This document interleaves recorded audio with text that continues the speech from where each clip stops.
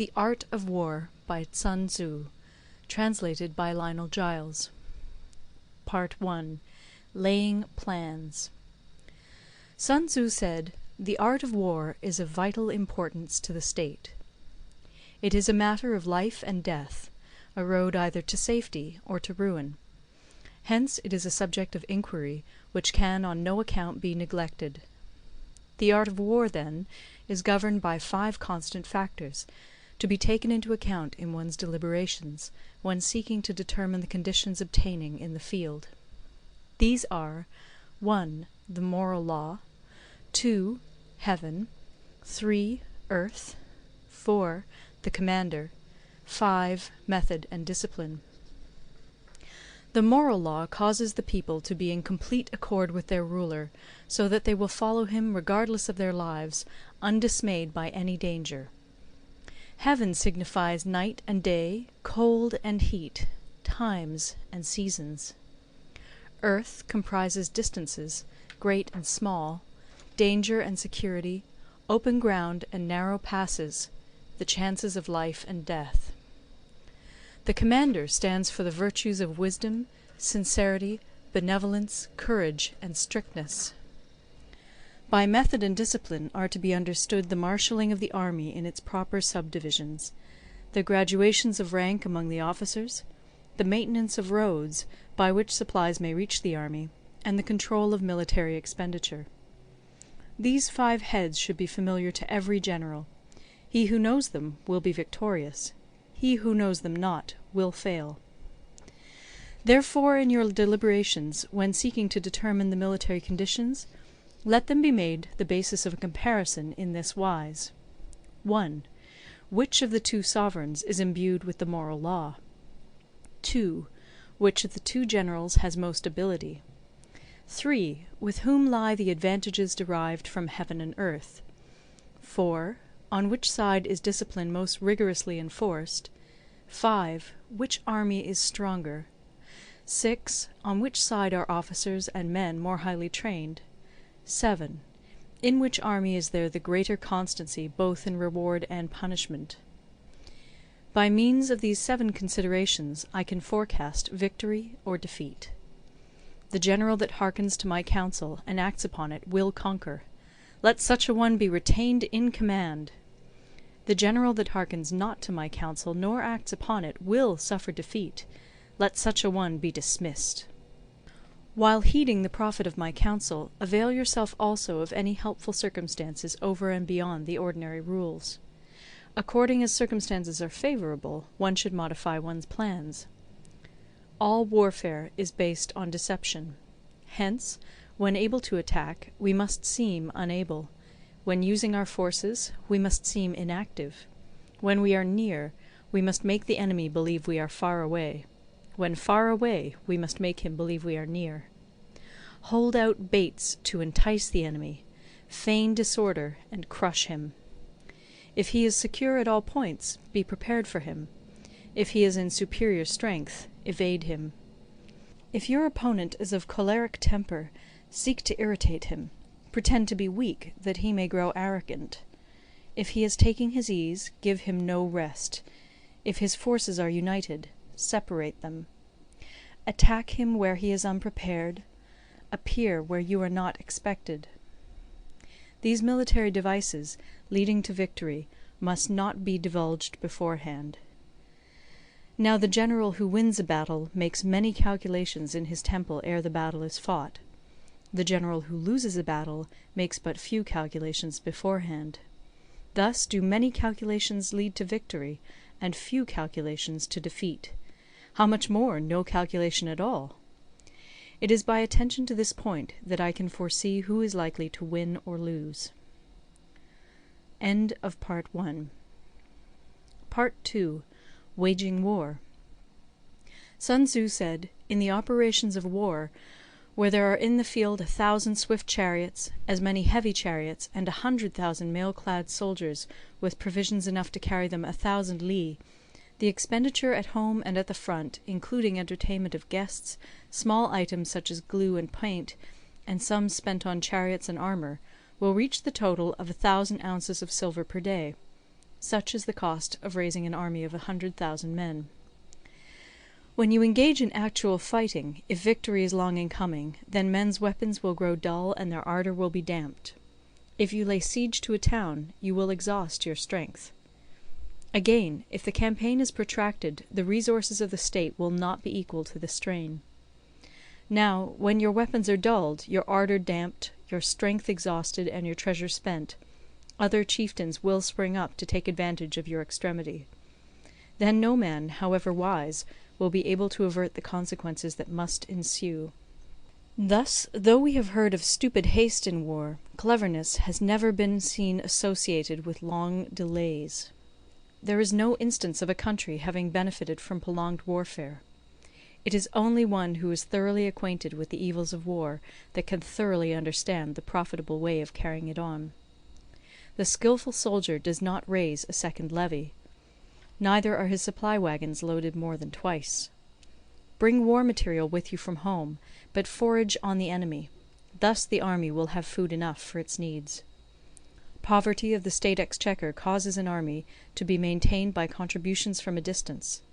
Contributing to maintain an army at a distance causes the people to be impoverished.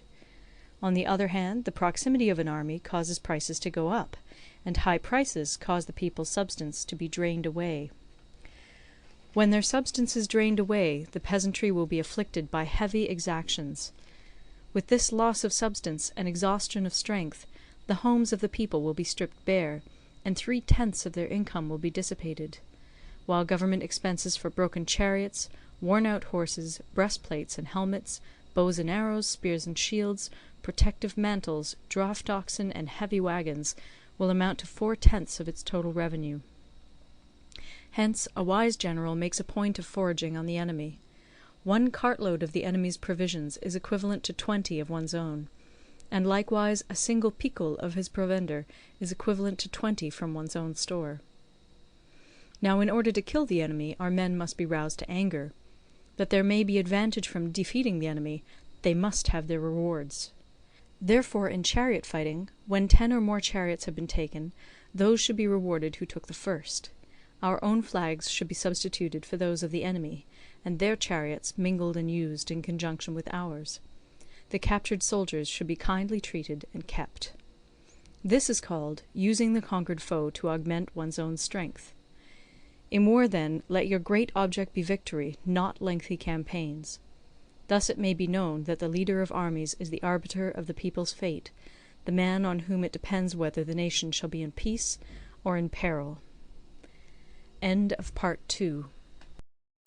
Part 3. Attack by Stratagem. Sun Tzu said, "In the practical art of war, the best thing of all is to take the enemy's country whole and intact. To shatter and destroy it is not so good. So too it is better to recapture an army entire than to destroy it, to capture a regiment, a detachment, or a company entire than to destroy them. The highest form of generalship is to balk the enemy's plans. The next best is to prevent the junction of the enemy's forces. The next in order is to attack the enemy's army in the field. And the worst policy of all is to besiege walled cities. The rule is, not to besiege walled cities if it can possibly be avoided.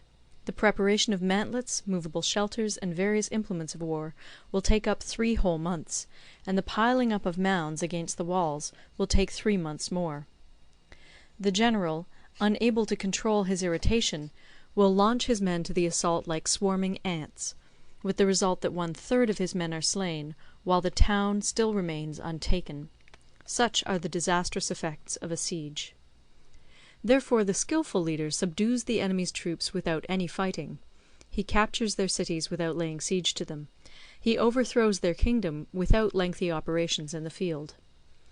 With his forces intact he will dispute the mastery of the empire, and thus, without losing a man, his triumph will be complete. This is the method of attacking by stratagem. It is the rule in war, if our forces are 10 to the enemy's 1, to surround him; if 5 to 1, to attack him; if twice as numerous, to divide our army into 2. If equally matched, we can offer battle; if slightly inferior in numbers, we can avoid the enemy; if quite unequal in every way, we can flee from him. Hence, though an obstinate fight may be made by a small force, in the end it must be captured by the larger force. Now the general is the bulwark of the state. If the bulwark is complete at all points, the state will be strong. If the bulwark is defective, the state will be weak. There are 3 ways in which a ruler can bring misfortune upon his army. 1. By commanding the army to advance or to retreat, being ignorant of the fact that it cannot obey. This is called hobbling the army. 2. By attempting to govern an army in the same way as he administers a kingdom, being ignorant of the conditions which obtain in an army. This causes restlessness in the soldiers' minds. 3. By employing the officers of his army without discrimination through ignorance of the military principle of adaptation to circumstances. This shakes the confidence of the soldiers.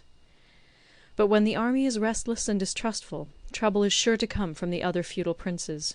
This is simply bringing anarchy into the army, and flinging victory away. Thus we may know that there are 5 essentials for victory. 1. He will win who knows when to fight and when not to fight. 2. He will win who knows how to handle both superior and inferior forces. 3. He will win whose army is animated by the same spirit throughout all its ranks. 4. He will win who, prepared himself, waits to take the enemy unprepared. 5. He will win who has military capacity and is not interfered with by the sovereign. Hence the saying, if you know the enemy and know yourself, you need not fear the result of 100 battles. If you know yourself, but not the enemy, for every victory gained you will also suffer a defeat. If you know neither the enemy nor yourself, you will succumb in every battle. End of Part 3. Part 4. Tactical Dispositions. Sun Tzu said, "The good fighters of old first put themselves beyond the possibility of defeat, and then waited for an opportunity of defeating the enemy. To secure ourselves against defeat lies in our own hands, but the opportunity of defeating the enemy is provided by the enemy himself. Thus the good fighter is able to secure himself against defeat, but cannot make certain of defeating the enemy. Hence the saying, one may know how to conquer without being able to do it." Security against defeat implies defensive tactics. Ability to defeat the enemy means taking the offensive. Standing on the defensive indicates insufficient strength. Attacking, a superabundance of strength. The general who is skilled in defence hides in the most secret recesses of the earth. He who is skilled in attack flashes forth from the topmost heights of heaven. Thus, on the one hand, we have ability to protect ourselves, on the other, a victory that is complete. To see victory only when it is within the ken of the common herd is not the acme of excellence. Neither is it the acme of excellence if you fight and conquer, and the whole empire says, "Well done!" To lift an autumn hair is no sign of great strength. To see the sun and moon is no sign of sharp sight. To hear the noise of thunder is no sign of a quick ear. What the ancients called a clever fighter is one who not only wins, but excels in winning with ease. Hence his victories bring him neither reputation for wisdom nor credit for courage. He wins his battles by making no mistakes. Making no mistakes is what establishes the certainty of victory, for it means conquering an enemy that is already defeated. Hence the skilful fighter puts himself into a position which makes defeat impossible, and does not miss the moment for defeating the enemy. Thus it is that in war the victorious strategist only seeks battle after the victory has been won, whereas he who is destined to defeat first fights and afterwards looks for victory. The consummate leader cultivates the moral law and strictly adheres to method and discipline. Thus it is in his power to control success. In respect of military method we have, firstly, measurement; secondly, estimation of quantity; thirdly, calculation; fourthly, balancing of chances; fifthly, victory. Measurement owes its existence to earth; estimation of quantity to measurement; calculation to estimation of quantity; balancing of chances to calculation; and victory to balancing of chances. A victorious army opposed to a routed one is as a pound's weight placed in the scale against a single grain. The onrush of a conquering force is like the bursting of pent-up waters into a chasm 1,000 fathoms deep. End of Part 4. Part 5. Energy. Sun Tzu said, "The control of a large force is the same principle as the control of a few men. It is merely a question of dividing up their numbers." Fighting with a large army under your command is nowise different from fighting with a small one. It is merely a question of instituting signs and signals. To ensure that your whole host may withstand the brunt of the enemy's attack and remain unshaken, this is effected by manoeuvres direct and indirect. That the impact of your army may be like a grindstone dashed against an egg, this is effected by the science of weak points and strong. In all fighting, the direct method may be used for joining battle, but indirect methods will be needed in order to secure victory. Indirect tactics, efficiently applied, are inexhaustible as heaven and earth, unending as the flow of rivers and streams. Like the sun and moon, they end but to begin anew. Like the 4 seasons, they pass away to return once more.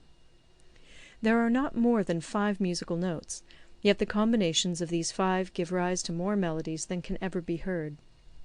There are not more than 5 primary colours, blue, yellow, red, white, and black, yet in combination they produce more hues than can ever be seen. There are not more than 5 cardinal tastes, sour, acrid, salt, sweet, bitter, yet combinations of them yield more flavours than can ever be tasted. In battle there are not more than 2 methods of attack, the direct and the indirect, yet these 2 in combination give rise to an endless series of manoeuvres. The direct and the indirect lead on to each other in turn. It is like moving in a circle, you never come to an end. Who can exhaust the possibilities of their combination? The onset of troops is like the rush of a torrent which will even roll stones along in its course. The quality of decision is like the well-timed swoop of a falcon, which enables it to strike and destroy its victim. Therefore, the good fighter will be terrible in his onset, and prompt in his decision. Energy may be likened to the bending of a crossbow, decision to the releasing of a trigger. Amid the turmoil and tumult of battle, there may be seeming disorder, and yet no real disorder at all. Amid confusion and chaos, your array may be without head or tail, yet it will be proof against defeat. Simulated disorder postulates perfect discipline. Simulated fear postulates courage. Simulated weakness postulates strength. Hiding order beneath the cloak of disorder is simply a question of subdivision. Concealing courage under the show of timidity presupposes a fund of latent energy. Masking strength with weakness is to be effected by tactical dispositions.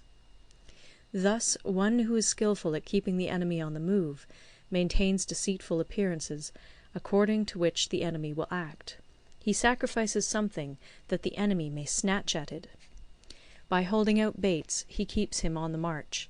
Then, with a body of picked men, he lies in wait for him.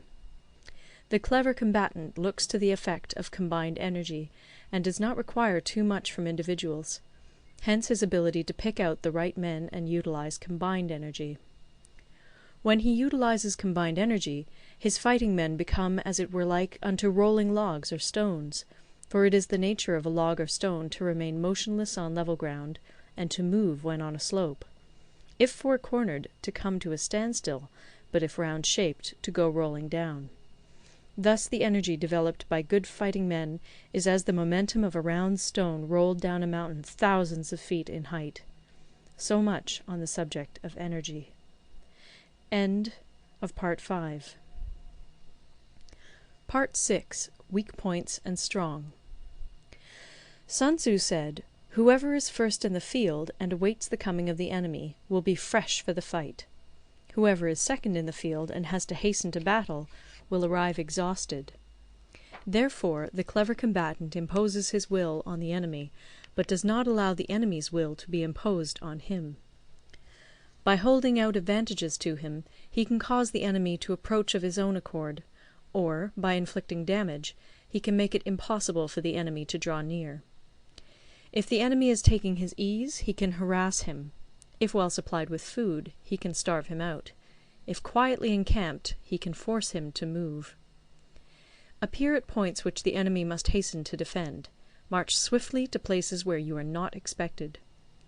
An army may march great distances without distress, if it marches through country where the enemy is not. You can be sure of succeeding in your attacks if you only attack places which are undefended. You can ensure the safety of your defence if you only hold positions that cannot be attacked. Hence that general is skilful in attack whose opponent does not know what to defend, and he is skilful in defence whose opponent does not know what to attack. O divine art of subtlety and secrecy! Through you we learn to be invisible, through you inaudible, and hence we can hold the enemy's fate in our hands. You may advance and be absolutely irresistible if you make for the enemy's weak points. You may retire and be safe from pursuit if your movements are more rapid than those of the enemy. If we wish to fight, the enemy can be forced to an engagement even though he be sheltered behind a high rampart and a deep ditch. All we need do is attack some other place that he will be obliged to relieve. If we do not wish to fight, we can prevent the enemy from engaging us even though the lines of our encampment be merely traced out on the ground. All we need do is throw something odd and unaccountable in his way. By discovering the enemy's dispositions and remaining invisible ourselves, we can keep our forces concentrated while the enemy's must be divided. We can form a single united body while the enemy must split up into fractions. Hence there will be a whole pitted against separate parts of a whole, which means that we shall be many to the enemy's few. And if we are able thus to attack an inferior force with a superior one, our opponents will be in dire straits. The spot where we intend to fight must not be made known, for then the enemy will have to prepare against a possible attack at several different points. And his forces being thus distributed in many directions, the numbers we shall have to face at any given point will be proportionately few. For should the enemy strengthen his van, he will weaken his rear. Should he strengthen his rear, he will weaken his van. Should he strengthen his left, he will weaken his right. Should he strengthen his right, he will weaken his left. If he sends reinforcements everywhere, he will everywhere be weak. Numerical weakness comes from having to prepare against possible attacks. Numerical strength from compelling our adversary to make these preparations against us. Knowing the place and the time of the coming battle, we may concentrate from the greatest distances in order to fight. But if neither time nor place be known, then the left wing will be impotent to succour the right equally impotent to succour the left, the van unable to relieve the rear, or the rear to support the van. How much more so if the furthest proportions of the army are anything under 100 li apart, and even the nearest are separated by several li. Though according to my estimate the soldiers of Yue exceed our own in number, that shall advantage them nothing in the matter of victory. I say then that victory can be achieved. Though the enemy be stronger in numbers, we may prevent him from fighting. Scheme so as to discover his plans and the likelihood of their success. Rouse him, and learn the principle of his activity or inactivity. Force him to reveal himself, so as to find out his vulnerable spots. Carefully compare the opposing army with your own, so that you may know where strength is superabundant and where it is deficient. In making tactical dispositions, the highest pitch you can attain is to conceal them. Conceal your dispositions, and you will be safe from the prying of the subtlest spies, from the machinations of the wisest brains. How victory may be produced for them out of the enemy's own tactics, that is what the multitude cannot comprehend. All men can see the tactics whereby I conquer, but what none can see is the strategy out of which victory is evolved. Do not repeat the tactics which have gained you one victory, but let your methods be regulated by the infinite variety of circumstances. Military tactics are like unto water, for water in its natural course runs away from high places and hastens downwards. So in war, the way is to avoid what is strong and to strike at what is weak. Water shapes its course according to the nature of the ground over which it flows. The soldier works out his victory in relation to the foe whom he is facing. Therefore, just as water retains no constant shape, in warfare there are no constant conditions. He who can modify his tactics in relation to his opponent and thereby succeed in winning may be called a heaven-born captain. The 5 elements, water, fire, wood, metal, earth, are not always equally predominant. The 4 seasons make way for each other in turn. There are short days and long. The moon has its periods of waning and waxing. End of Part 6. Part 7. Maneuvering. Sun Tzu said, "In war, the general receives his commands from the sovereign. Having collected an army and concentrated his forces, he must blend and harmonize the different elements thereof before pitching his camp. After that comes tactical maneuvering, than which there is nothing more difficult. The difficulty of tactical maneuvering consists in turning the devious into the direct, and misfortune into gain. Thus, to take a long and circuitous route, after enticing the enemy out of the way, and those starting after him, to contrive to reach the goal before him, shows knowledge of the artifice of deviation. Maneuvering with an army is advantageous; with an undisciplined multitude, most dangerous.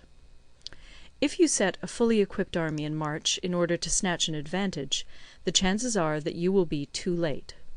On the other hand, to detach a flying column for the purpose involves the sacrifice of its baggage and stores. Thus, if you order your men to roll up their buff coats, and make forced marches without halting day or night, covering double the usual distance at a stretch, doing 100 li in order to wrest an advantage, the leaders of all your 3 divisions will fall into the hands of the enemy.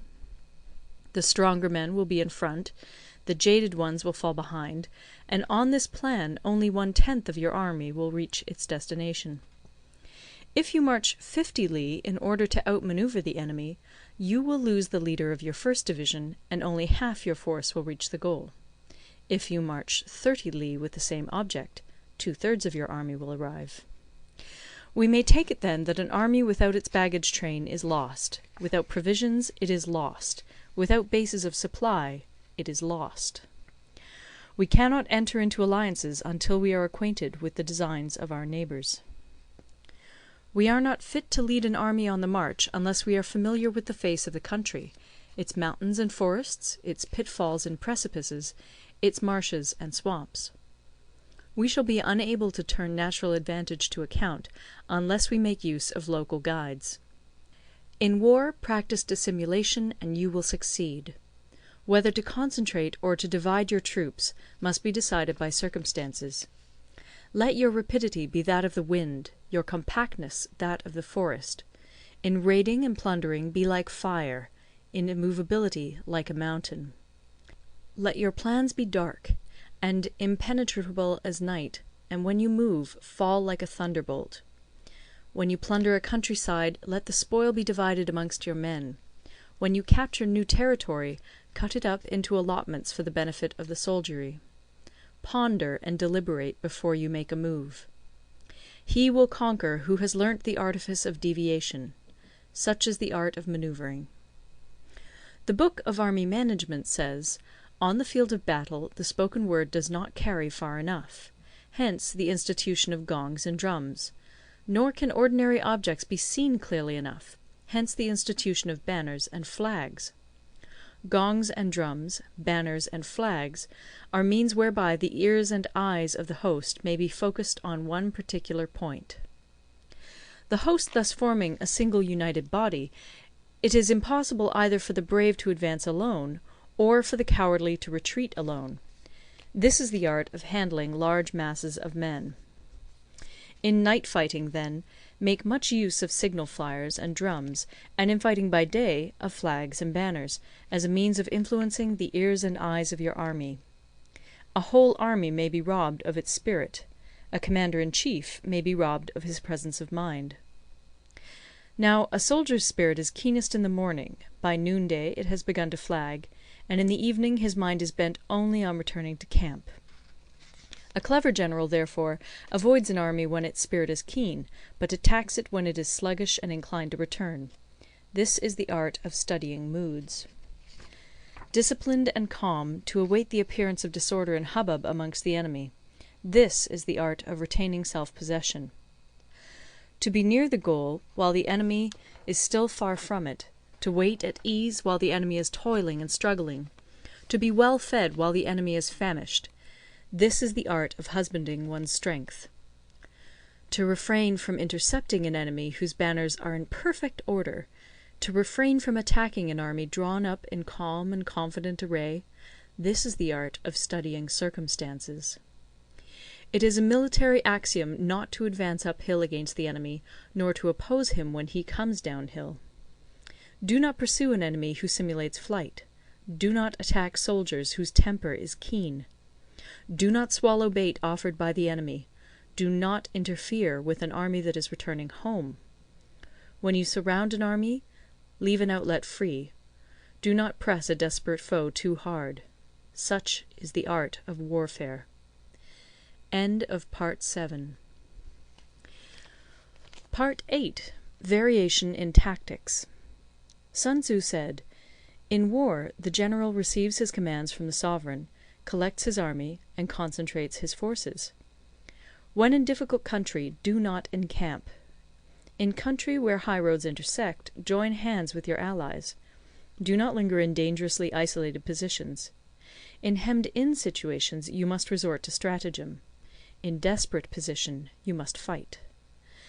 There are roads which must not be followed, armies which must not be attacked, towns which must not be besieged, positions which must not be contested, commands of the sovereign which must not be obeyed." The general who thoroughly understands the advantages that accompany variation of tactics knows how to handle his troops. The general who does not understand these may be well acquainted with the configuration of the country, yet he will not be able to turn his knowledge to practical account. So, the student of war who is unversed in the art of war of varying his plans, even though he be acquainted with the 5 advantages, will fail to make the best use of his men. Hence, in the wise leader's plans, considerations of advantage and of disadvantage will be blended together. If our expectation of advantage be tempered in this way, we may succeed in accomplishing the essential part of our schemes. If, on the other hand, in the midst of difficulties we are always ready to seize an advantage, we may extricate ourselves from misfortune. Reduce the hostile chiefs by inflicting damage on them, and make trouble for them, and keep them constantly engaged. Hold out specious allurements, and make them rush to any given point. The art of war teaches us to rely not on the likelihood of the enemy's not coming, but on our own readiness to receive him; not on the chance of his not attacking, but rather on the fact that we have made our position unassailable. There are 5 dangerous faults which may affect a general. 1. Recklessness, which leads to destruction. 2. Cowardice, which leads to capture. 3. A hasty temper, which can be provoked by insults. 4. A delicacy of honour, which is sensitive to shame. 5. Over-solicitude for his men, which exposes him to worry and trouble. These are the 5 besetting sins of a general, ruinous to the conduct of war. When an army is overthrown and its leader slain, the cause will surely be found among these 5 dangerous faults. Let them be a subject of meditation. End of Part 9.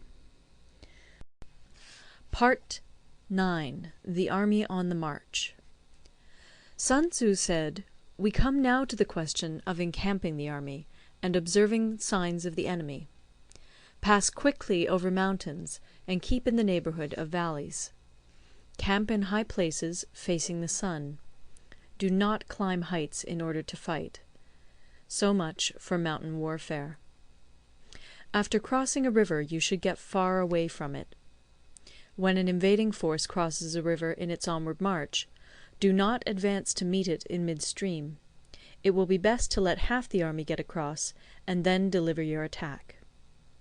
If you are anxious to fight, you should not go to meet the invader near a river which he has to cross. Moor your craft higher up than the enemy, and facing the sun. Do not move upstream to meet the enemy. So much for river warfare. In crossing salt marshes, your sole concern should be to get over them quickly, without any delay. If forced to fight in a salt marsh, you should have water and grass near you, and get your back to a clump of trees. So much for operations in salt marshes. In dry, level country, take up an easily accessible position with rising ground to your right and on your rear, so that the danger may be in front and safety lie behind. So much for campaigning in flat country. These are the 4 useful branches of military knowledge which enabled the Yellow Emperor to vanquish 4 several sovereigns. All armies prefer high ground to low, and sunny places to dark. If you are careful of your men and camp on hard ground, the army will be free from disease of every kind, and this will spell victory. When you come to a hill or a bank, occupy the sunny side, with the slope on your right rear. Thus you will at once act for the benefit of your soldiers, and utilize the natural advantages of the ground. When, in consequence of heavy rains up country, a river which you wish to ford is swollen and flecked with foam, you must wait until it subsides. Country in which there are precipitous cliffs with torrents running between, deep natural hollows, confined places, tangled thickets, quagmires, and crevasses, should be left with all possible speed, and not approached.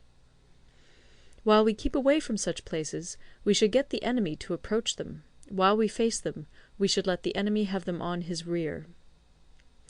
If in the neighbourhood of your camp there should be any hilly country, ponds surrounded by aquatic grass, hollow basins filled with reeds, or woods with thick undergrowth, they must be carefully routed out and searched, for these are places where men in ambush or insidious spies are likely to be lurking. When the enemy is close at hand and remains quiet, he is relying on the natural strength of his position. When he keeps aloof and tries to provoke a battle, he is anxious for the other side to advance. If his place of encampment is easy of access, he is tendering a bait. Movement amongst the trees of a forest shows that the enemy is advancing. The appearance of a number of screens in the midst of thick grass means that the enemy wants to make us suspicious. The rising of birds in their flight is the sign of an ambuscade. Startled beasts indicate that a sudden attack is coming. When there is dust rising in a high column, it is the sign of chariots advancing. When the dust is low, but spread over a wide area, it betokens the approach of infantry. When it branches out in different directions, it shows that parties have been sent to collect firewood.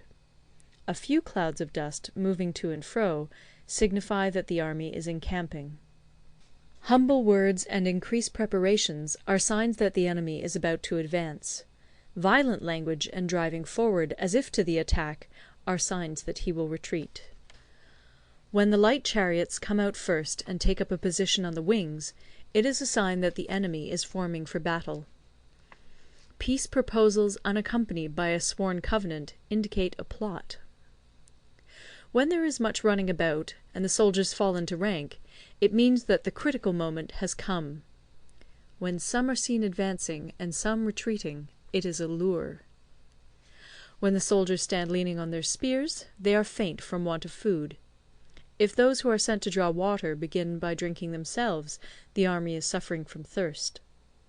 If the enemy sees an advantage to be gained and makes no effort to secure it, the soldiers are exhausted.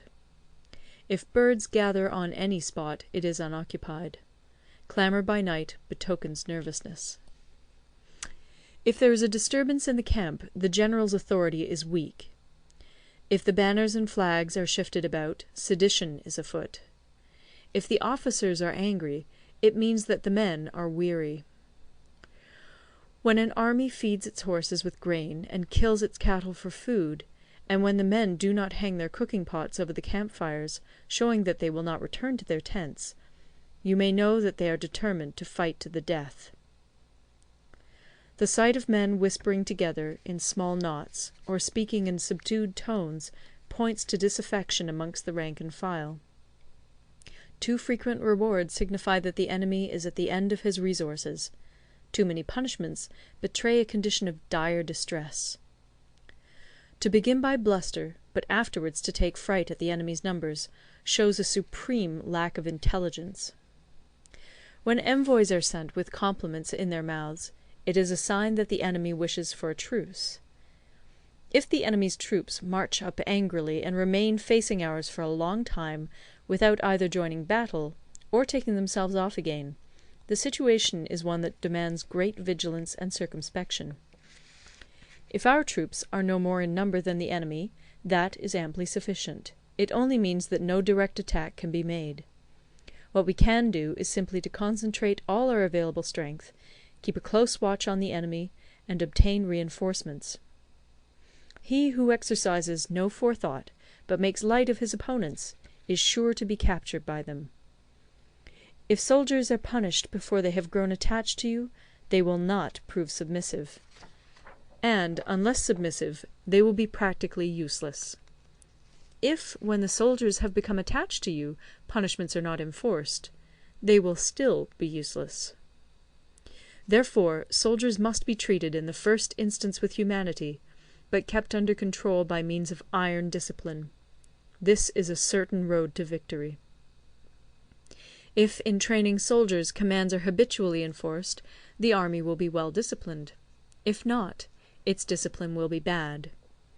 If a general shows confidence in his men, but always insists on his orders being obeyed, the gain will be mutual. End of Part 9. Part 10. Terrain. Sun Tzu said, we may distinguish 6 kinds of terrain, to wit, 1. Accessible ground, 2.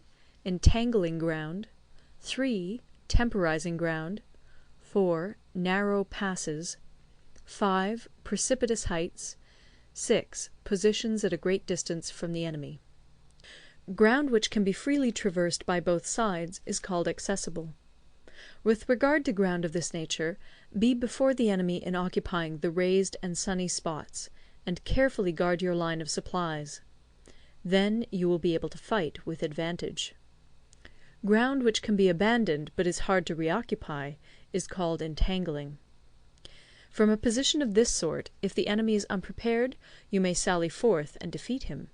But if the enemy is prepared for your coming, and you fail to defeat him, then, return being impossible, disaster will ensue. When the position is such that neither side will gain by making the first move, it is called temporizing ground.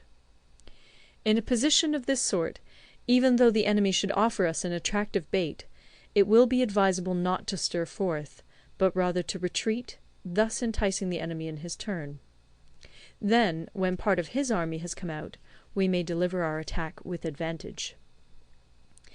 With regard to narrow passes, if you can occupy them first, let them be strongly garrisoned, and await the advent of the enemy. Should the army forestall you in occupying a pass, do not go after him if the pass is fully garrisoned, but only if it is weakly garrisoned. With regard to precipitous heights, if you are beforehand with your adversary, you should occupy the raised and sunny spots, and there wait for him to come up. If the enemy has occupied them before you, do not follow him, but retreat, and try to entice him away. If you are situated at a great distance from the enemy, and the strength of the two armies is equal, it is not easy to provoke a battle, and fighting will be to your disadvantage. These 6 are the principles connected with earth. The general who's attained a responsible post must be careful to study them. Now, an army is exposed to 6 several calamities, not arising from natural causes, but from faults for which the general is responsible. These are 1. Flight, 2. Insubordination, 3. Collapse, 4. Ruin, 5. Disorganization, 6. Rout. Other conditions being equal, if one force is hurled against another 10 times its size, the result will be the flight of the former. When the common soldiers are too strong and their officers too weak, the result is insubordination. When the officers are too strong and the common soldiers too weak, the result is collapse. When the higher officers are angry and insubordinate, and on meeting the enemy give battle on their own account from a feeling of resentment, before the commander-in-chief can tell whether or not he is in a position to fight, the result is ruin. When the general is weak and without authority, when his orders are not clear and distinct, when there are no fixed duties assigned to officers and men, and the ranks are formed in a slovenly, haphazard manner, the result is utter disorganization. When a general, unable to estimate the enemy's strength, allows an inferior force to engage a larger one, or hurls a weak detachment against a powerful one, and neglects to place picked soldiers in the front rank, the result must be rout. These are 6 ways of courting defeat, which must be carefully noted by the general who has attained a responsible post. The natural formation of the country is the soldier's best ally, but a power of estimating the adversary, of controlling the forces of victory, and of shrewdly calculating difficulties, dangers, and distances, constitutes the test of a great general. He who knows these things, and in fighting puts his knowledge into practice, will win his battles. He who knows them not, nor practises them, will surely be defeated.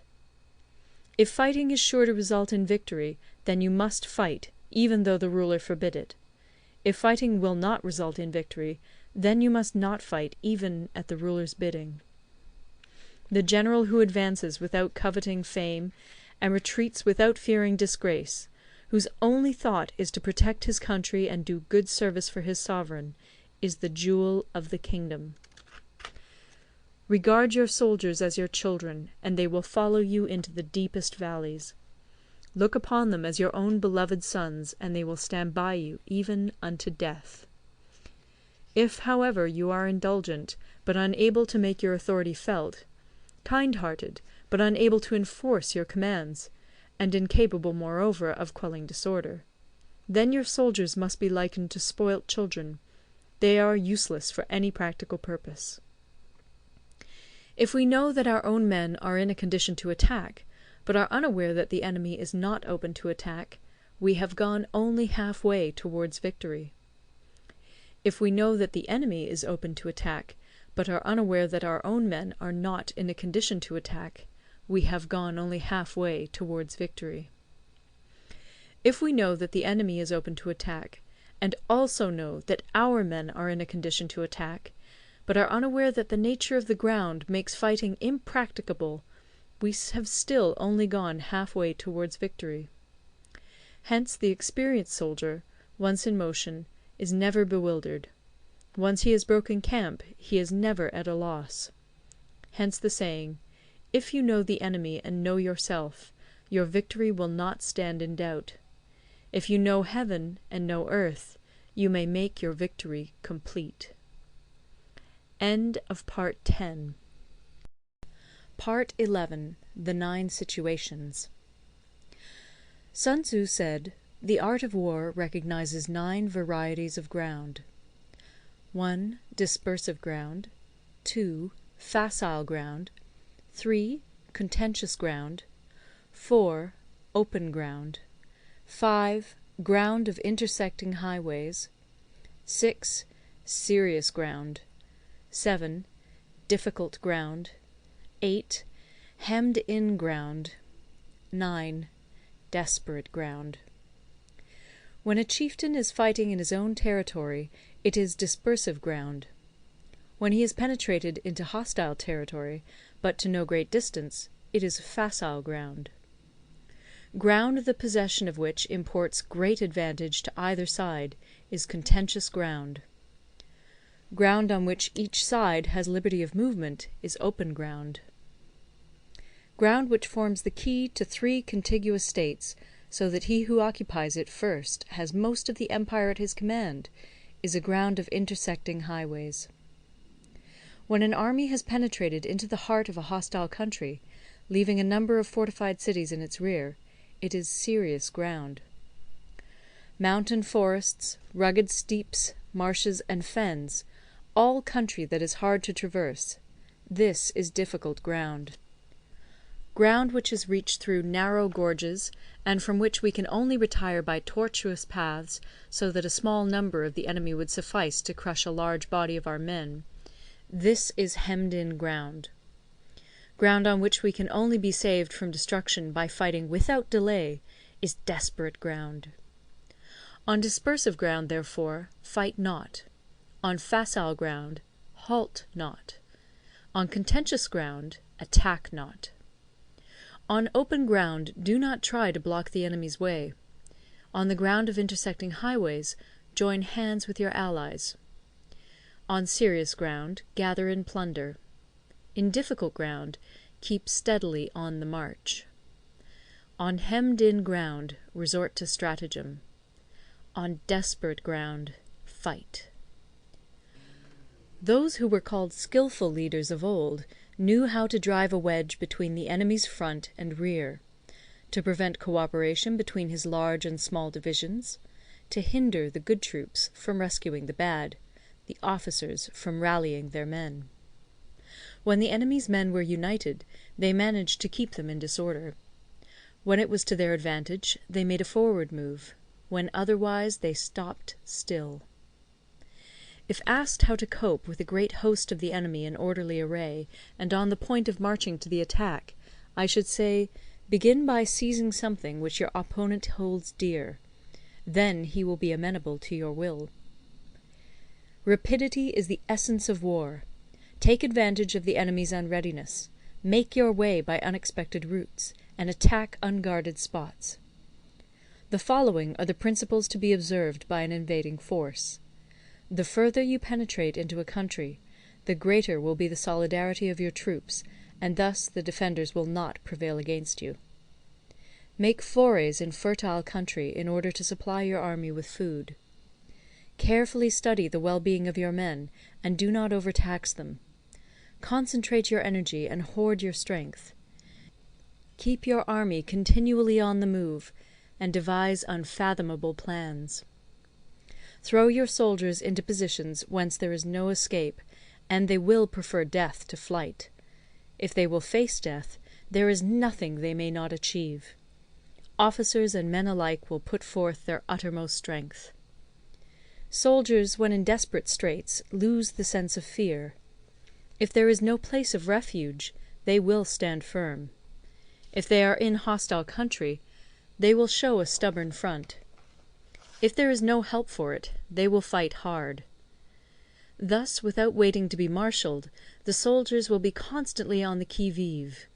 Without waiting to be asked, they will do your will. Without restrictions, they will be faithful. Without giving orders, they can be trusted. Prohibit the taking of omens, and do away with superstitious doubts. Then, until death itself comes, no calamity need be feared. If our soldiers are not overburdened with money, it is not because they have a distaste for riches. If their lives are not unduly long, it is not because they are disinclined to longevity. On the day they are ordered out to battle, your soldiers may weep, those sitting up bedewing their garments, and those lying down, letting the tears run down their cheeks. But let them once be brought to bay, and they will display the courage of a Chu or a Kui. The skilful tactician may be likened to the Shuai-jan. Now, the Shuai-jan is a snake that is found in the Ch'ung mountains. Strike at its head, and you will be attacked by its tail. Strike at its tail, and you will be attacked by its head. Strike at the middle, and you will be attacked by head and tail both. Asked if an army can be made to imitate the Shuai-jan, I should answer yes. For the men of Wu and the men of Yue are enemies. Yet if they are crossing a river in the same boat, and are caught by a storm, they will come to each other's assistance, just as the left hand helps the right. Hence it is not enough to put one's trust in the tethering of horses and the burying of chariot wheels in the ground. The principle on which to manage an army is to set up one standard of courage, which all must reach. How to make the best of both strong and weak, that is a question involving the proper use of ground. Thus, the skilful general conducts his army just as though he were leading a single man, willy-nilly, by the hand. It is the business of a general to be quiet, and thus ensure secrecy; upright and just, and thus maintain order. He must be able to mystify his officers and men by false reports and appearances, and thus keep them in total ignorance. By altering his arrangements and changing his plans, he keeps the enemy without definite knowledge. By shifting his camp and taking circuitous routes, he prevents the enemy from anticipating his purpose. At the critical moment the leader of an army acts like one who has climbed up a height and then kicks away the ladder behind him. He carries his men deep into hostile territory before he shows his hand. He burns his boats and breaks his cooking pots. Like a shepherd driving a flock of sheep, he drives his men this way and that, and nothing knows whither he is going. To muster his host and bring it into danger, this may be termed the business of the general. The different measures suited to the 9 varieties of ground, the expediency of aggressive or defensive tactics, and the fundamental laws of human nature, these are things that must most certainly be studied. When invading hostile territory, the general principle is that penetrating deeply brings cohesion, penetrating but a short way means dispersion. When you leave your own country behind and take your army across neighbourhood territory, you find yourself on critical ground. When there are means of communication on all 4 sides, the ground is one of intersecting highways. When you penetrate deeply into a country, it is serious ground. When you penetrate but a little way, it is facile ground. When you have the enemy's strongholds on your rear and narrow passes in front, it is hemmed-in ground. When there is no place of refuge at all, it is desperate ground. Therefore, on dispersive ground I would inspire my men with unity of purpose. On facile ground I would see that there is close connection between all parts of my army. On contentious ground I would hurry up my rear. On open ground I would keep a vigilant eye on my defences. On ground of intersecting highways I would consolidate my alliances.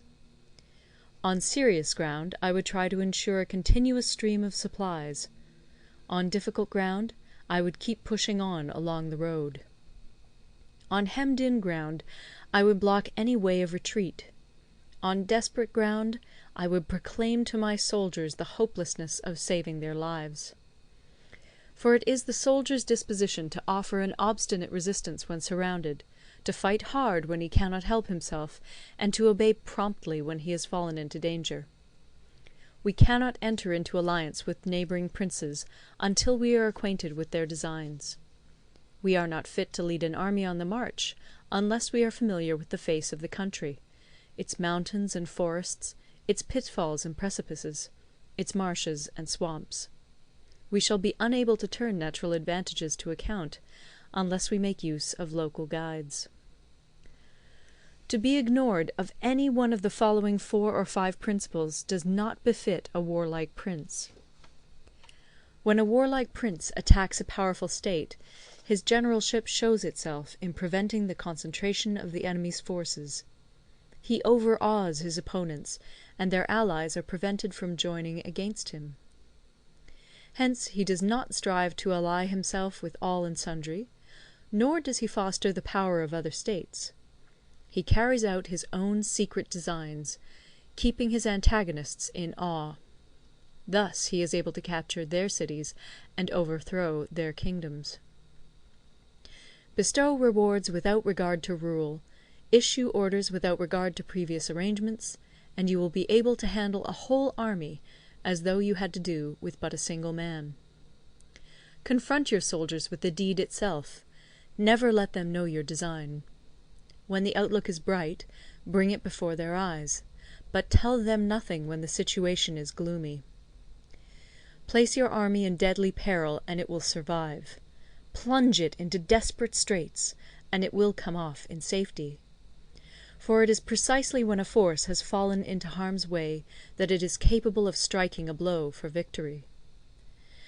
Success in warfare is gained by carefully accommodating ourselves to the enemy's purpose. By persistently hanging on the enemy's flank, we shall succeed in the long run in killing the commander-in-chief. This is called ability to accomplish a thing by sheer cunning. On the day that you take up your command, block the frontier passes, destroy the official tallies, and stop the passage of all emissaries. Be stern in the council chamber, so that you may control the situation. If the enemy leaves the door open, you must rush in. Forestall your opponent by seizing what he holds dear, and subtly contrive to time his arrival on the ground. Walk in the path defined by rule, and accommodate yourself to the enemy until you can fight a decisive battle. At first, then, exhibit the coyness of a maiden, until the enemy gives you an opening. Afterwards emulate the rapidity of a running hare, and it will be too late for the enemy to oppose you. End of Part 11. Part 12. The Attack by Fire. Sun Tzu said, "There are 5 ways of attacking with fire. The first is to burn soldiers in their camp. The second is to burn stores. The third is to burn baggage trains. The fourth is to burn arsenals and magazines. The fifth is to hurl dropping fire amongst the enemy." In order to carry out an attack, we must have means available. The material for raising fire should always be kept in readiness. There is a proper season for making attacks with fire, and special days for starting a conflagration.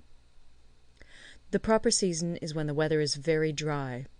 The special days are those when the moon is in the constellations of the Sieve, the Wall, the Wing, or the Crossbar, for these 4 are all days of rising wind. In attacking with fire, one should be prepared to meet 5 possible developments. 1. When fire breaks out inside to enemy's camp, respond at once with an attack from without. 2. If there is an outbreak of fire, but the enemy's soldiers remain quiet, bide your time and do not attack. 3. When the force of the flames has reached its height, follow it up with an attack, if that is practicable. If not, stay where you are. 4. If it is possible to make an assault with fire from without, do not wait for it to break out within, but deliver your attack at a favourable moment. 5. When you start a fire, be to windward of it. Do not attack from the leeward. A wind that rises in the daytime lasts long, but a night breeze soon falls.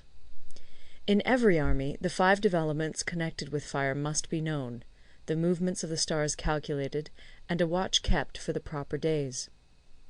Hence, those who use fire as an aid to the attack show intelligence. Those who use water as an aid to the attack gain an accession of strength. By means of water, an enemy may be intercepted, but not robbed of all his belongings. Unhappy is the fate of one who tries to win his battles and succeed in his attacks without cultivating the spirit of enterprise, for the result is a waste of time and general stagnation. Hence the saying, "The enlightened ruler lays his plans well ahead. The good general cultivates his resources." Move not unless you see an advantage. Use not your troops unless there is something to be gained. Fight not unless the position is critical. No ruler should put troops into the field merely to gratify his own spleen. No general should fight a battle simply out of pique. If it is to your advantage, make a forward move. If not, stay where you are. Anger may in time change to gladness. Vexation may be succeeded by content. But a kingdom that has once been destroyed can never come again into being, nor can the dead ever be brought back to life. Hence the enlightened ruler is heedful, and the good general full of caution. This is the way to keep a country at peace and an army intact. End of Part 12. Part 13. The Use of Spies. Sun Tzu said, "Raising a host of 100,000 men, and marching them great distances, entails heavy loss on the people, and a drain on the resources of the state. The daily expenditure will amount to 1,000 ounces of silver. There will be commotion at home and abroad, and men will drop down exhausted on the highways. As many as 700,000 families will be impeded in their labour.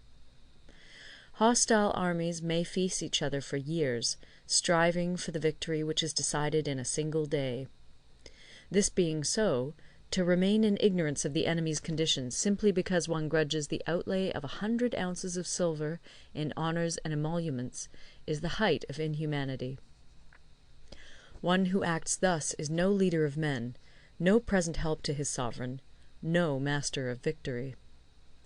Thus, what enables the wise sovereign and the good general to strike and conquer and achieve things beyond the reach of ordinary men, is foreknowledge. Now, this foreknowledge cannot be elicited from spirits.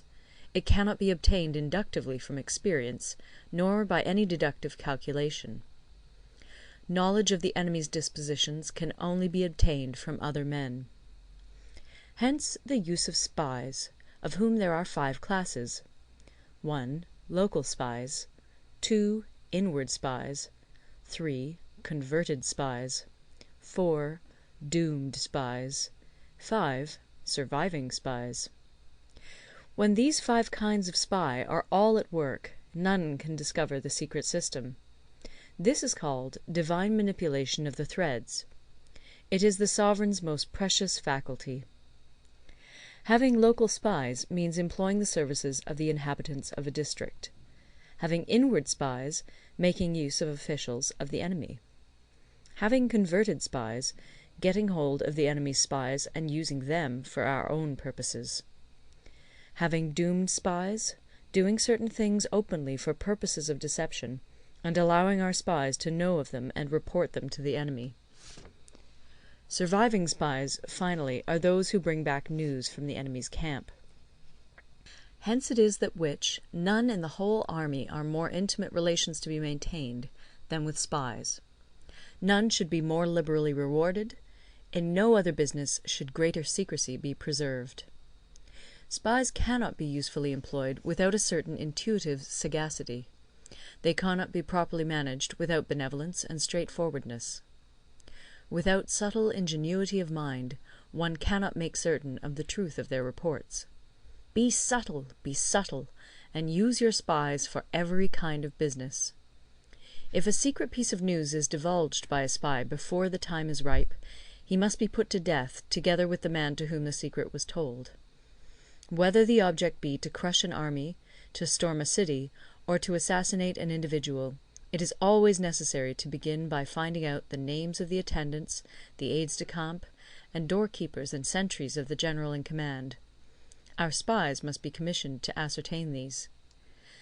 The enemy's spies, who have come to spy on us, must be sought out, tempted with bribes, led away, and comfortably housed. Thus they will become converted spies and available for our service. It is through the information brought by the converted spy that we are able to acquire and employ local and inward spies. It is owing to this information again that we can cause the doomed spy to carry false tidings to the enemy. Lastly, it is by this information that the surviving spy can be used on appointed occasions. The end and aim of spying in all its 5 varieties is knowledge of the enemy, and this knowledge can only be derived in the first instance from the converted spy. Hence it is essential that the converted spy be treated with the utmost liberality. Of old, the rise of the Yin dynasty was due to Yi Qi, who had served under the Xia. Likewise, the rise of the Chu dynasty was due to Liu Ya, who had served under the Yin. Hence it is only the enlightened ruler and the wise general who will use the highest intelligence of the army for purposes of spying, and thereby they achieve great results. Spies are a most important element in water, because on them depends an army's ability to move. End of the Art of War.